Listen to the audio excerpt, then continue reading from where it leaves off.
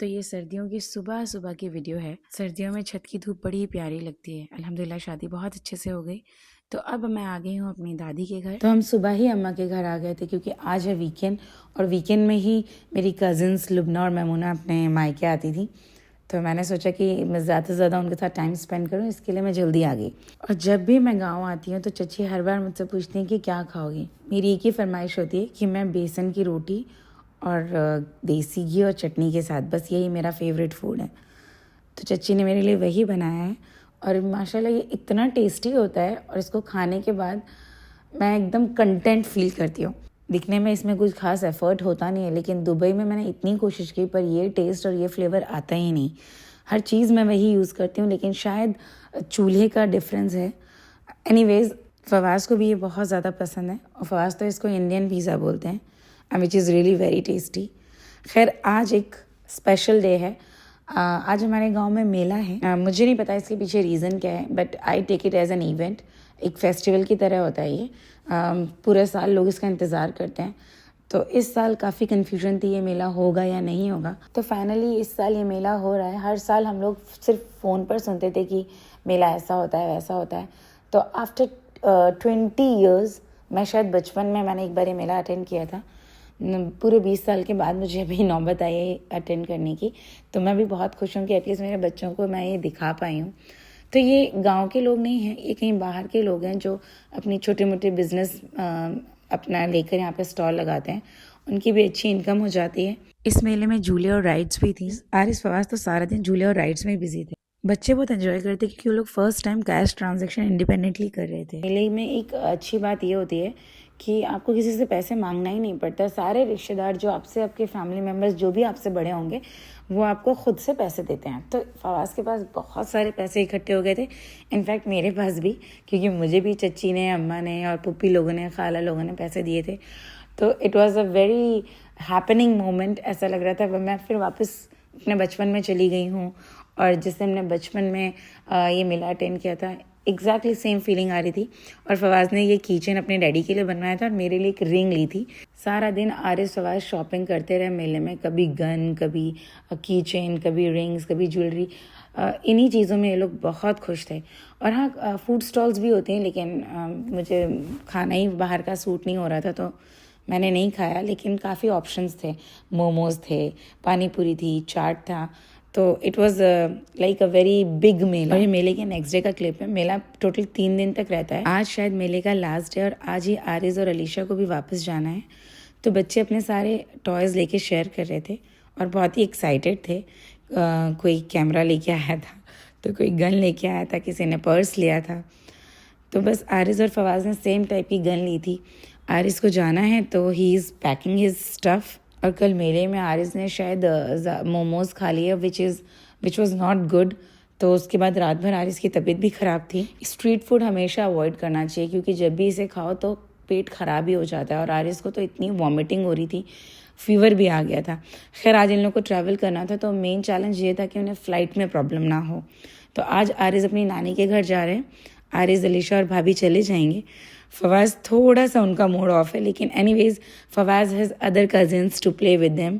ये है दुआ और फवाज सेम एज के हैं, और दुआ का वीकेंड है, तो दुआ फवाज के साथ नेक्स्ट 2 डेज़ हमारे साथ ही गुजारने वाली है। और राइट हैंड साइड में दुआ की छोटी बहन सिमरा है। सिमरा और यमुना की बहुत अच्छी फ्रेंडशिप है।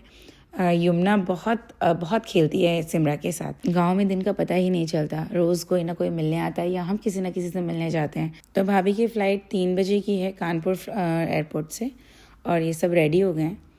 तो इनके निकलने का वक्त आ गया। ये है अम्मा। मैंने बहुत कोशिश की है कि मैं किसी का फेस कैप्चर ना करूं।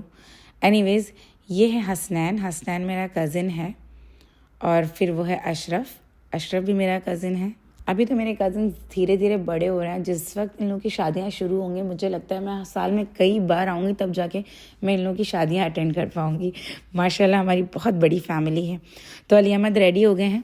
अली अहमद जाएंगे भाभी को एयरपोर्ट ड्रॉप करने, और आरिज़ अपनी गन लेके जा रहे हैं। आरिज़ बहुत एक्साइटेड है गन लेके जाने के लिए। देखें एयरपोर्ट में वो लोग अलाउ करते हैं या नहीं करते हैं। हम दुबई से आते हैं तो हमें कोई प्रॉब्लम नहीं होती, क्योंकि हमारे पास काफ़ी क्वांटिटी में लगेज लाने की गुंजाइश होती है। लेकिन जब हम यहाँ से वापस जाते हैं तो हमें डोमेस्टिक एयरलाइंस में काफ़ी स्ट्रगल करना पड़ता है, बिकॉज़ वहाँ पर लगेज की लिमिट बहुत कम हो जाती है। चचा और पापा आ गए हैं इनको सी ऑफ करने। आरिज़ अलीशा तो बहुत एक्साइटेड है क्योंकि अपनी नानी के घर जा रहे हैं मुंबई। फवाज़ को थोड़ा सा बुरा लग रहा है, उनको लग रहा है वो अकेले हो जाएंगे, क्योंकि दुआ, सिमरा और आमरा का भी स्कूल है 2 दिनों के बाद। They will also go to their school. जब हम छोटे थे, हम आया करते थे, तो मैं तो अपनी कज़न्स के साथ उनके स्कूल जाया करती थी, तो मुझे तो बिल्कुल बोर नहीं होता था। मैं अपनी समर वेकेशंस में आती थी और उनके स्कूल में समर वेकेशन नहीं होती थी, तो मैं उन लोगों के साथ ही उनके स्कूल चली जाती थी। और स्कूल के टीचर्स भी गाँव के ही लोग होते थे, तो कोई प्रॉब्लम भी नहीं होती थी। स्कूल गाँव में ही है माशाल्लाह। अब तो वक्त के साथ चीज़ें बहुत बदल गई हैं, अब बच्चे थोड़ा शहर में जाके पढ़ते हैं।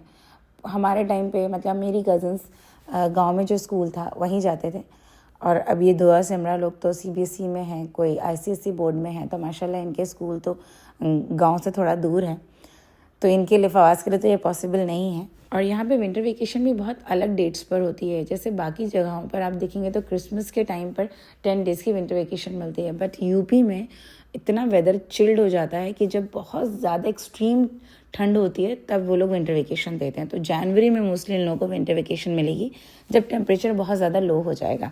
तो ये हमारे घर के सामने खाली प्लॉट है, ये हमारा ही प्लॉट है, और वहाँ पर बच्चे क्रिकेट खेलते हैं, तो एक अलग सी दिन भर चहल पहल बनी रहती है, बिल्कुल भी सुनसान नहीं होता है। गांव की एक अपनी ब्यूटी होती है, आपको शहर की तरह आपको लोनलीनेस फील नहीं होता। गांव में तो देखें आसपास के लोग ही सारा दिन एक दूसरे को एंटरटेन करते रहते हैं। और देखिए निकलते वक्त इरम, सना और खाला भी आ गए हैं, और भाभी अरीशा के साथ बातें कर रही हैं, उसको खिला रही हैं। ठंड बढ़ गई तो अरीशा की भी तबीयत ख़राब हो गई थी, तो 2 दिनों से अरीशा बीमार थी। अब खाला जो हैं आरिस को समझा रही हैं, प्यार कर रही हैं, और शायद कुछ पैसे वैसे भी दे रही थी। और सना का भी टाइम आने वाला है जाने का, तो कुछ दिनों में सना भी आ जाएगी। जैसे जैसे वक्त करीब आता है तो एक अजीब सी उलझन होने लगती है कि बस अब जाना है, शायद सफ़र की उलझन हो। तो उसी तरह मुझे भी अब ऐसा लग रहा है कि मेरे भी जाने के 2-3 दिन बचे हुए हैं। मुझे अच्छा नहीं लगता यहाँ से जाने में, मुझे आज भी उतनी ही तकलीफ़ होती है जितनी बचपन में होती थी। आरिज़ अलीशा को मुंबई में ज़्यादा अच्छा लगता है, क्योंकि वो लोग शुरू से वहीं आते जाते रहे हैं, तो उनको वहाँ ज़्यादा मज़ा आती है। और फवाज़ और यमुना को गांव में अच्छा लगता है, या फिर भोपाल में भी उनको अच्छा लगता है, क्योंकि उनके पास बहुत ऑप्शंस होते हैं, बहुत एक्टिविटी होती है करने के लिए। मेरे काफ़ी फ्रेंड्स हैं, उनके बच्चे होते हैं, तो उनको एक अच्छा सोशल गैदरिंग हो जाती है। खैर सी ऑफ का टाइम था और गाड़ी भी आ गई थी, अली अहमद जा रहे हैं छोड़ने, और भाभी काफ़ी इमोशनल हो गई थी। इनफैक्ट सभी लोग इमोशनल हो गए थे। मुझे तो मालूम है कि मैं वहाँ वापस मिलने वाली हूँ, लेकिन बाकियों का मूड काफ़ी ऑफ था। हाँ, तो ये वही रिंग है जो मैंने पहनी हुई है, जो फवाज़ मुझे मेले से लेकर आए थे, और मैं भाभी से कह रही थी जाएं, दुआ पढ़ के जाएं, और अल्लाह ताला आपका सफ़र आसान करे। अच्छा, गांव के लोग कितने मोहब्बती होते हैं, वो जानते भी ना हो तो भी रुक कर आपसे पूछते हैं, अच्छा कब आई थी, कब जाओगी, एंड ऑल दैट। मतलब उनका एक रिलेशन बिल्ट है कि ठीक है, इनके पेरेंट्स को तो जानते हैं एटलीस्ट हम। पर आप शहरों में या फिर आप दुबई में तो एटलीस्ट ऐसा आप ऐसे सारे क्वेश्चन तो आप किसी से पूछ ही नहीं सकते, it's none of your business. तो गांव में अपनी खूबसूरती होती है रिश्तों की, और एक अपना लगाव होता है हर किसी से। तो ये था आज का ब्लॉग। उम्मीद करती हूँ आपको मेरा ब्लॉग पसंद आया होगा। मेरे वीडियो को लाइक करें, चैनल को सब्सक्राइब करें, दुआओं में याद रखें। मिलते हैं नेक्स्ट ब्लॉग में। अल्लाह हाफिज़।